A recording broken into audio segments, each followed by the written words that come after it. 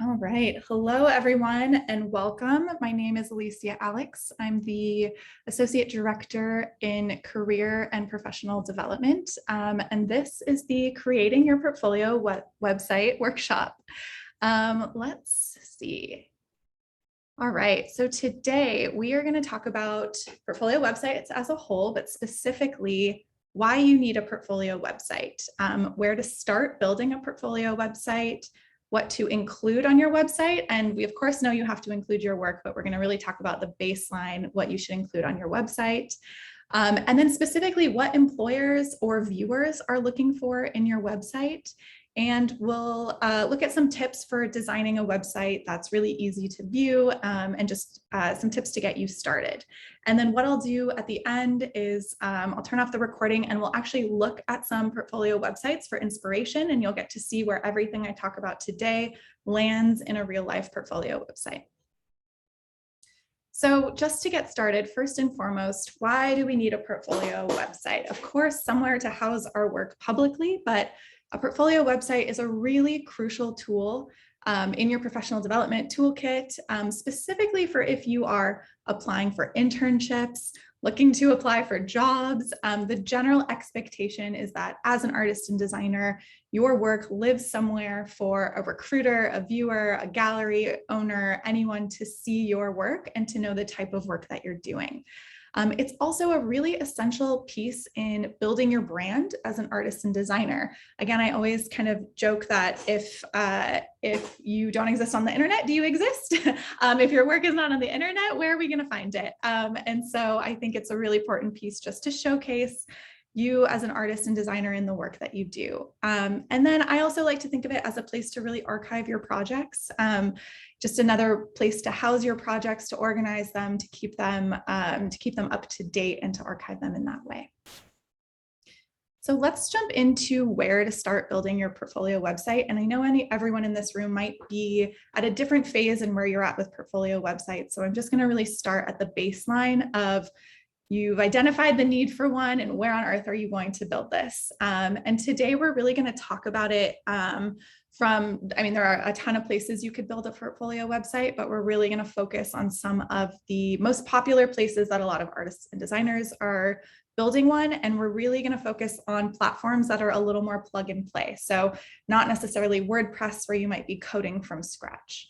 So these are really for anyone looking to just get a website up and running. So the first website we'll talk about is Adobe Portfolio. So you might already be familiar with this if you have the Adobe Suite or an Adobe subscription. If you already have an Adobe subscription, this platform is free already. And I will say these are all grouped from probably the easiest plug and play to the most, a little bit more complicated. And so in my mind, Adobe Portfolio is the easiest way to get a website up and running.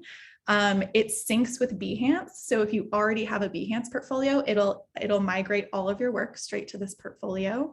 It's on the cheaper end compared to a lot of other portfolio websites. I'd say it's about $9.99 a month if you don't already have Adobe. And it is incredibly user-friendly. You could probably get a website up and running in a few hours. And it also offers a very free professional looking domain name, which I think is a great plus of Adobe. So typically, if I were to sign up for a website, it would say aliciaalex.wix.com. So Adobe actually says aliciaalex.myportfolio.com, and I think that's really nice.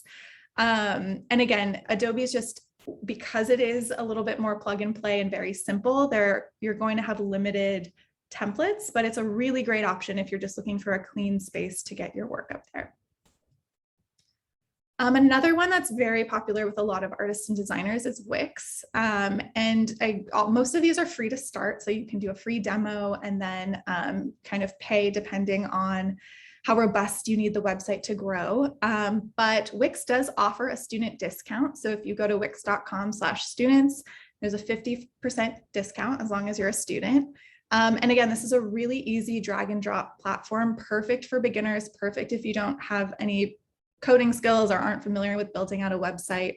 A lot of gallery templates, custom domains available. And the thing I like about Wix is they have a really great, robust content like resource library. And so definitely a great place if you are feeling a little uneasy about building a website and might need a little extra support. Wix is really great with that. The next one is Fabric, and this is actually a relatively new portfolio website, that website builder that I found, and it's really specifically tailored to artists and designers, and it's meant to display your work as an artist and designer, which makes it really easy to add media content without touching any code, and it's kind of geared towards portfolios in particular. There are a ton of gallery templates, and it's really simple to switch between themes, which I really like about this. And because this is geared towards artists and designers, there's this great creator community on this platform. I think it's called Show and Tell, and it features portfolios that are on the platform. So it's a really great way to get to know other artists, to get your work featured. And this kind of is an average price website that runs kind of in the medium space of $11 to $26. And again, you can have a free trial just to play around and get to know it. Squarespace also might be the most popular website builder. I'm sure we've all heard of Squarespace. Again, this is probably what I consider in like the medium of easy plug and play to the ability to code a little bit and customize. So if you are someone that knows that you might eventually want to fully customize your website or build out a storefront or sell products or kind of start a business even, this might be a good option for you. Also a great option if you just want a place to put your work. CPD hosts their website on Squarespace, so I love it. I think it's really easy to get in there and learn how to navigate it. It is on the pricier end. I think on the lower end, it starts at about $19 a month and then will run pretty high, but they do have a student discount. So similar to Wix, there's a 50% off for your first year. And again, tons of templates and a really great support system. They have great customer service there too, and then can support your custom domain. So definitely a good option that kind of runs in the middle of easy plug and play to a little bit more difficult. Format is another platform that I really love, and this one is particularly geared towards individuals working in film and photography. You can use it no matter what medium you're working in, but it's really geared towards film and photography in the way that it supports online stores and client galleries. And this is a website that will really grow with your professional needs. So let's say you're a photographer and you know you are going to eventually want a client-facing part of your website, or you want to manage clients on the back end, or you're selling work a little bit more robustly. This is one of those websites that can really grow with you in that way. And again, because they're geared towards photo and film, the templates are really going to showcase that work in particular and are meant for that kind of multimedia upload. And I just think there's a really, really great, helpful blog content in general that is even geared towards like your career as an artist and designer or filmmaker or photographer. So even if you don't use this site, I definitely recommend checking Format out just for some of their content. And then kind of on the other end of easy to a little bit more complicated, Cargo is another platform that is really great if your website needs to also be a portfolio piece. So like if the design of the website itself is something you want to showcase as a portfolio piece, Cargo is really excellent for that.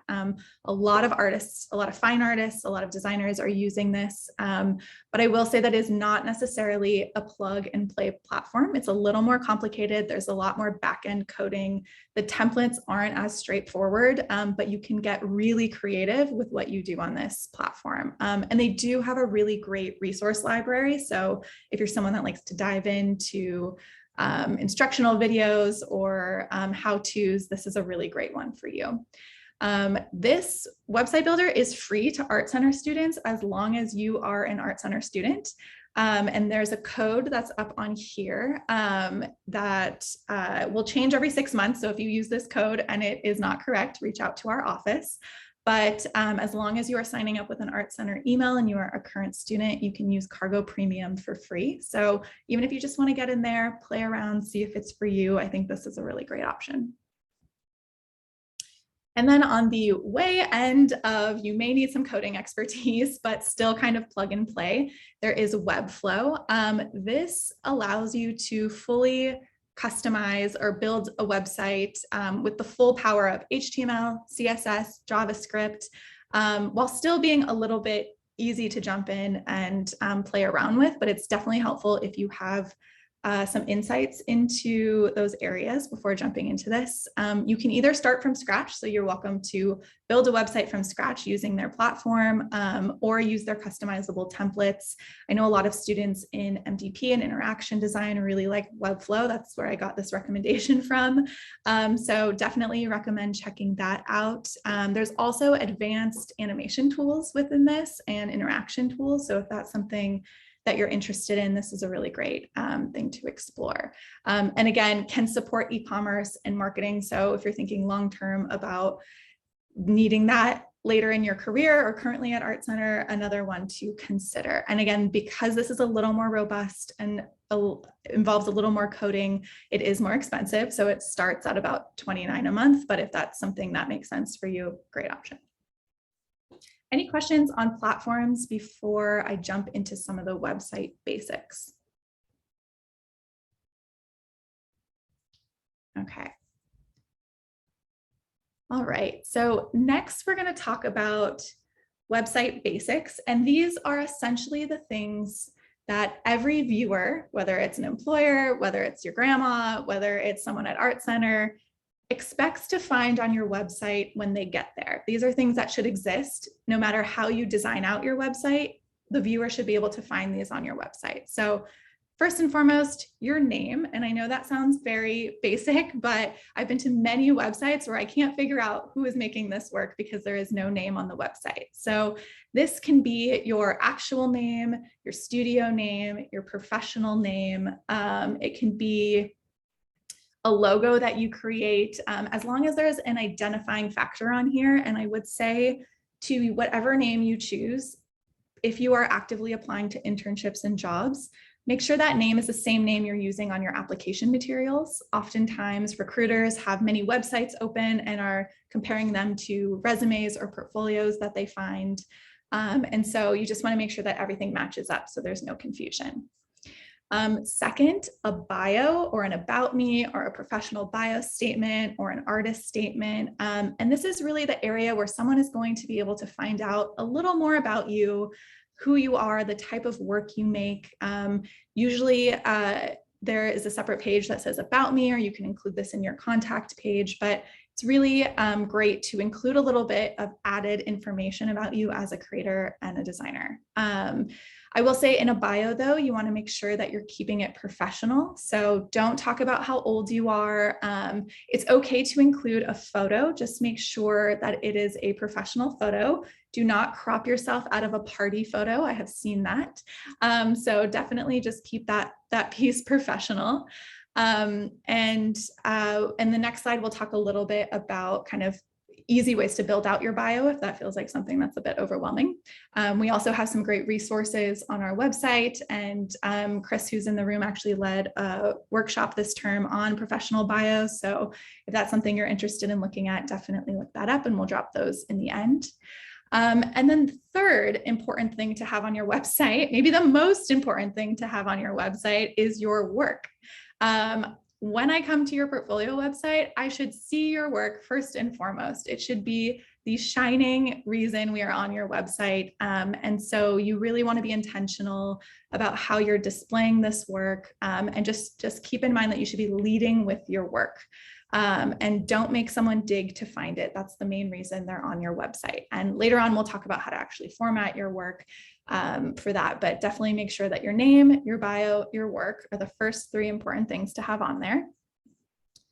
And when we're talking about bio, this is just an easy way to break it down if that feels overwhelming. So you can say easily who you are, where you're located, what you do or what you make, what inspires you, and some unique skill sets. It could be as simple and as basic as that, and it's really effective just to help someone identify a personality behind this person that's making this work, and to kind of feel like they get to know you a little bit. And that goes a long way with recruiters or potential employers. Okay, so the other things to include on your website are a contact page. If I'm a recruiter and I come to your website and I love your work and I identify with your bio and I'm jiving and I'm like, I want to hire this person and I don't have a way to contact you, then there's no point in having this website. So make sure you have a contact page. Oftentimes this will say contact or can also be included in your bio. I'm an advocate of having a very clear place that says contact, so I know where to go. You can include your email in here. This is where you can link your resume if that's something you want to do. You can include your social handles if you use Instagram pretty professionally. If you use LinkedIn, you can include that here. Don't include personal information like your home address or your phone number unless you're really using your phone number for clients. And essentially though, you don't want to make it hard for someone to contact you. So one thing that I recommend steering away from is creating a contact form on your contact page. And essentially we'll show an example of this at the end, but it's where I'm prompted to enter my information to the person whose website it is in order to reach out to them.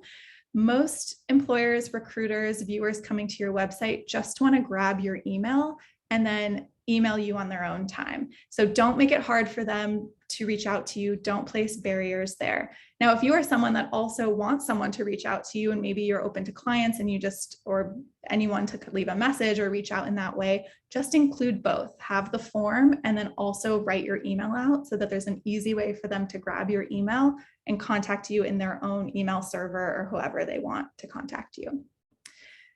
Domain name, I know I mentioned this when we talked about specific platforms, but a domain name is essentially your URL, so your address to your website. So www.aliciaalex.com would be my domain. While you're in school, it's completely acceptable if you have aliciaalex.wix.com. I understand that you might not want to invest in paying for a domain, but I will say that most of the portfolio building websites offer a pretty reasonable domain name registration these days. It used to be a lot more expensive and harder to set up, but they're pretty seamlessly built in now. So if you can, I would highly recommend streamlining your domain name so that it's looks really professional. It's really easy for someone to remember your name and get to your website. And again, it's just about lessening barriers for people to experience your work. The second thing or the last thing I want to talk about is passwords. And I usually get a lot of questions about password protecting. I know sometimes students are working on sponsored projects or for clients and you're not allowed to share certain work. And so you want to put a password on it. I think that's absolutely okay. If you signed something where you cannot share this work and you want to password protect it, that's absolutely fine. You're allowed to do that. And all of the website builders I mentioned come with that functionality where you can choose projects that you want to password protect. You can integrate that way. I will say though that you should only password protect your projects, never your entire site. It is really confronting as a recruiter or someone looking to hire or view your work to be met with a password initially on your website before they get to see anything else. So again, I would only password protect what you really need to password protect. And then keep your site open. And if you are password protecting projects, but you want a recruiter to see it as a part of your portfolio, or you want someone else to be able to view it, you need to include that password on your resume. So the place that I always recommend doing this is where you're linking to your website on your resume, right under it, just write password and put it there and make it very clear. And if you're emailing back and forth with a recruiter, just have open communication and let them know that like this is protected, but they can access it using this password. Again, it's entirely about reducing the barriers to someone experiencing your work or getting to see projects that you're really proud about that could really help you get the internship or get the job. So again, just be intentional with your passwords. It's okay to password protect your projects. Steer away from password protecting your entire website. Any question about website basics before we move on? Okay. Great. So we talked about all the website basics, you know, kind of the main structure of your website, but I really want to talk about the work component and formatting your projects. I think this is often the most overwhelming piece of portfolio website building and thinking about building your portfolio website. You've done all of this work. Maybe you're kind of closer to the end of your term and you just don't even know what work to put on there or how to organize it. There's this sort of three-prong approach that I like to take that kind of helps me wrap my head around uploading work to a website. So the first is curate your work. And I'll be the first to tell you, you don't have to include every project you've ever made in the history of ever on your website. You want to take a look at everything that you've made and be really selective about the projects that best speak to your skills or best speak to the work that you want to be doing. So if you are someone that's really tangible, or maybe you like to sketch things out, you can physically lay out some of your projects or write out some of your projects and kind of move them around and decide what's worth putting on your website and what's not. Maybe everything is worth that. And so again, you just want to make sure that everything you're putting on your website is kind of your best foot forward, is really speaking to you as an artist and designer. So definitely phase one is curate your work before you even get it up there. The second is, once you've curated, you've decided, okay, I have these 6 projects, you want to provide context. And so by that, I mean providing a title of your work, a description of the project. Maybe you collaborated on the project, make sure you're crediting those people. Process sketches are really important to see. So you have to just remind yourself that I don't know what goes on in your classroom. I've never seen what's going on in your head. Like, I need context to understand your projects. And so within each individual project, there should baseline be a title and a description of what you created, why you created it, what problems were you solving, what were the outcomes. Obviously, context will change depending on the type of work that you do, but it's really important to give whoever's looking at your website enough context to be able to understand the projects that you're doing. And lastly, I would say sort by relevance. So if you have a ton of work and you're feeling overwhelmed about how to organize it, sorting by relevance. So by that, I mean, let's say you are in transportation design and you really want to do exteriors, but you've also done interiors and UX and all of these other components. So your portfolio is pretty robust, but all the internships you're applying to are for exteriors. You should sort your projects so the first 1 to 5 projects are highlighting your exterior work. So you really want to think about the work that you want to be doing and lead with that work, and then let the other areas of interest or projects kind of help support that work and round out what you're doing as a creative. But again, don't make anyone dig for the work that you're applying to do. So you really just want to sort by relevance and lead with that. I also often get the question, like, how many projects is too many projects? Or I don't have enough projects to put on there. Should I just not have a website at all? And I would say, if you are on the spectrum of, I don't have that many projects, I would say even if you have 1 or 2 projects you're really proud of, or just one that you completed, get it up on a website. That way you're not waiting for them all to accumulate and then it becomes very overwhelming. You can always take it down later if you curate and decide that's not the project you want up there. But as you're in your earlier terms and you're finishing these projects you're really proud of, just get them up there, provide context for them, just make sure that they are, again, lead with your work, even if it's one project. Now, if you are on the other spectrum and you're like, I do photography, film, ceramics on the side, I also paint every so often, but it all makes sense within the work that I do, that's okay. You can have a lot of different projects. It's all in how you organize them. So again, curating them, providing that context, sorting by relevance, and we'll look at some examples later of artists who have very robust profiles or portfolio websites, but have organized it in a way that makes it very easy to find all the work that they're making in a logical manner. So that's kind of what you want to think. You want to think from the viewer. Are they going to be able to look at different categories that you've created and find the work that you're making? So again, you can have a ton of projects as long as, you know, if all of those projects really speak to the work that you're doing and you feel really great about all of them. You just want to organize them so if someone's not getting lost in your portfolio, they're able to navigate pretty clearly.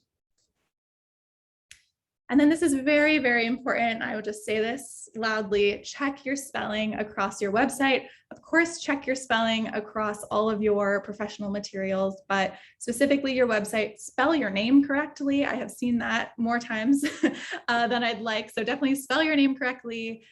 Just have someone else double check your website, especially within your project context. You just want to make sure that while you're putting your best foot forward in your work, that also the context you're providing for that work is really shining as well. Any question on formatting projects before I go into some of these design basics? Yeah, well, how would you say, what would you say is the best way to provide context? Would you add a little caption after an image, or what would you say is the best way to provide that context? Yeah, so I think there's multiple ways you can do it. I would say baseline, you can create a title for the project. You can include a quick description of the project, which could be like a caption on it. If you are working in a field where maybe process is really important or your sketches are really important, I would include that. That's providing context to the work that you're doing. But I would say baseline, a title of the project, and a description of the work that you're doing. Chris, I see you have your hand up. Yeah, no, I just wanted to kind of reemphasize that point that each industry is slightly different. So how would you go about recommending students kind of identify what might be an industry standard for them? Yeah, so partly it's if you are applying, let's say, for an internship, oftentimes you'll kind of get a sense of like what they're looking for. And again, I am an advocate that process images, sketches are always good. And so when in doubt, like it's great to provide that context. Industries that I've seen this the most, I would say, in transportation design, UX, UI, there's a lot of process, MDP, illustration oftentimes, entertainment design. So like I actually have seen it across the board where process images are really helpful in supporting the work that you do. Sometimes you'll hear directly from recruiters. If you are attending our career chats, oftentimes they're very forthcoming with like show process, show us what you can do.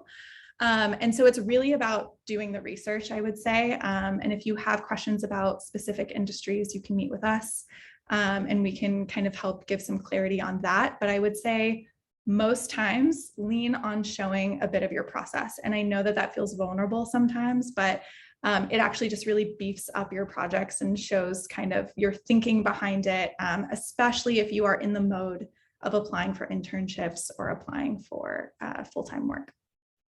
Hopefully that helps, Chris. Great. Okay, let's move on to design basics.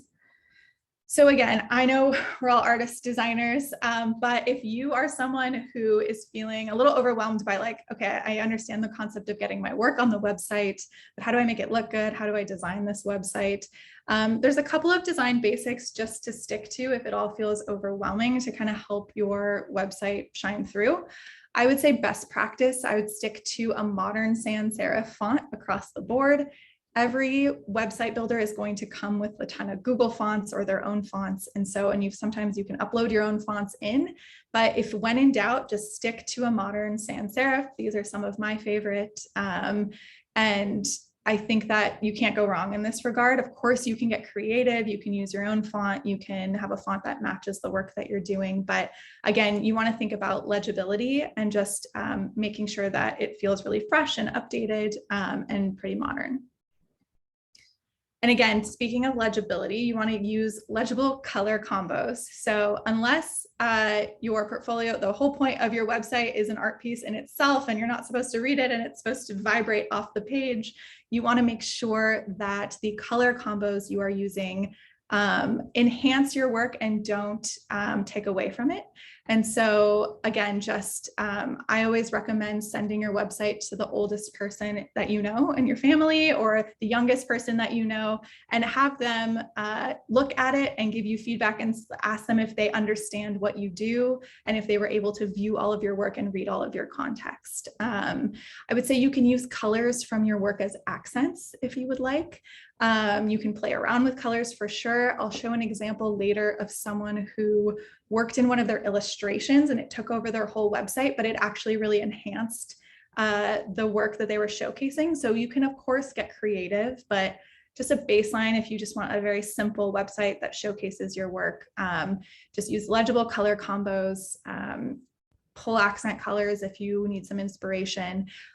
Also experiment with darker backgrounds. When I was recruiting work, I used to look at a ton of portfolio websites all day long, and the majority of them have white backgrounds, and it's kind of nice on the eyes when you finally come to a darker background. And oftentimes you don't realize that a darker background can actually enhance what your work looks like. So it's worth it, I think, all the time to just see what your work looks like with a darker background.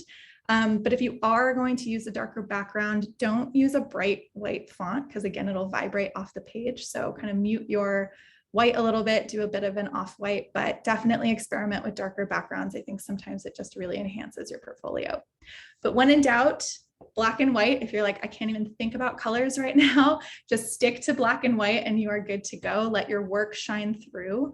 But these are just some very basic design tips. Of course, you can, get as creative as you want to be, but the main rule of thumb is just you don't want to distract from your work. You want to enhance it. You want to make sure there's clarity there on your website, and you want to make sure whoever's coming there can understand who you are, the type of work you're doing, and then get a real sense of the work itself.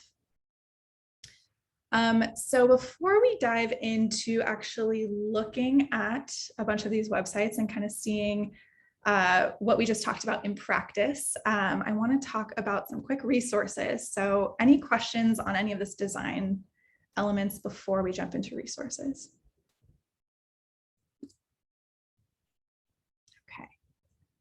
Okay, so just quickly, resources to help you build your portfolio website. CPD Career Advising, Career and Professional Development, has 2 wonderful career advisors. And while we can't comment on your work itself, we can 100% help you format your work. We can help you kind of make decisions based on how you should add context or kind of what information should be going on your website, and really coming at it with the lens of what recruiters are looking for, what employers and viewers are looking for in your website. So definitely take advantage of this advising. We'll pop some links in the chat as well, but definitely come see us and we can help you with every stage of your portfolio website. We also have a very handy guide to portfolio websites, which is a broken out version of this presentation. So you can go back and learn from that, and you can kind of dive in. There's live links to all of the website builders and some additional downloads and links to help you build as well. And then lastly, as an Art Center student, you have access to LinkedIn Learning. And so if you need a quick tutorial on Adobe Portfolio or Squarespace, or just kind of need someone to walk you through how to even like set up your portfolio website on one of these platforms, there's a ton of classes on LinkedIn Learning specifically geared towards this. I'd also say YouTube is a great platform for that, but also our office, your peers, your faculty, definitely lean on all of us to start building your portfolio website. All right, we are going to look at some portfolio websites. I'm going to stop sharing for a moment and I'm going to turn off the chat. I mean, the recording.